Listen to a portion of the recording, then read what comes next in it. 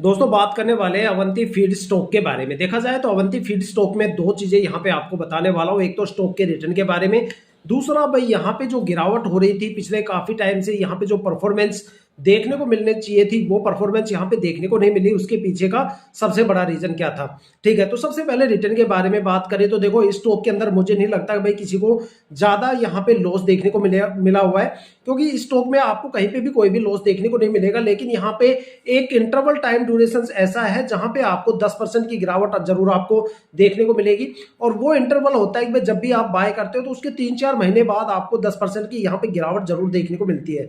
लेकिन अगर स्टॉक में एक अच्छा खासा रिटर्न आपको गेन करना है तो स्टॉक को कम से कम आपको 1 साल या 1.5 साल के लिए जरूर होल्ड करना पड़ेगा, तब जाके आप स्टॉक से एक अच्छा खासा रिटर्न ले सकते हो। हालांकि यहाँ पे आपको 6 महीने की होल्डिंग पे भी एक मतलब 15-20% का रिटर्न मिलेगा। 9 मंथ अगर आप होल्ड कर लेते हो तब भी यहाँ पे 15-20% का रिटर्न तो आपको देखने को मिलेगा।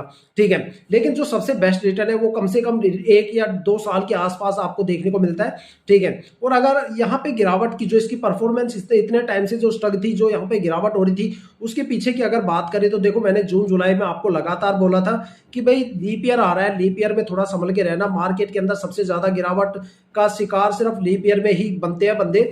जो बंदे बोलते हैं ना भाई हमने स्टॉक मार्केट में कभी भी लॉस नहीं खाया, वो सबसे ज्यादा पैसा ही लीप ईयर में गवा के जाते हैं, क्योंकि लीप ईयर सबसे ज्यादा खास होता है इंडियन स्टॉक मार्केट में।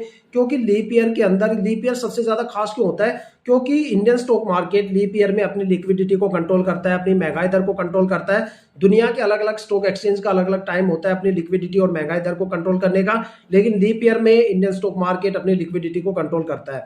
और इसी वजह से सबसे ज्यादा गिरावट आती है। सारे स्टॉक एक प्राइस रेंज में फंस जाते हैं। जिनमें लिक्विडिटी ज्यादा होती है वो गिरावट के ज्यादा शिकार होते हैं, जिनमें लिक्विडिटी कम होती है उसमें गिरावट तो नहीं होती, लेकिन वहां पे पॉजिटिव मोमेंटम थम जाता है। ठीक है, अगर बात करें तो इस बार यूरोप के हालात भी काफी ज्यादा खराब थे। वहां पे जियोपॉलिटिकल टेंशन चल रही थी, जिसके चलते अगस्त और सितंबर में 2 सबसे बड़े क्रैश भी देखने को मिले।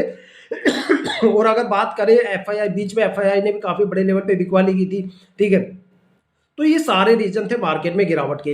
लेकिन अगर आज की बात करी जाए तो मार्केट के अंदर जो गिरावट थी वो 25 अक्टूबर से पूरी तरह से खत्म हो गई है, और अवंती फीड स्टॉक के अंदर एक रिकवरी प्रोसेस चल रहा है, जो कम से कम हर लीप ईयर के लास्ट 2 मंथ में आपको देखने को मिलता है। और ये रिकवरी प्रोसेस आपको कम से कम 21 दिसंबर तक देखने को मिलेगा, और उसके बाद ये स्टॉक एक जबरदस्त ताबड़तोड़ पॉजिटिव मोमेंटम के साथ आगे बढ़ने वाला है।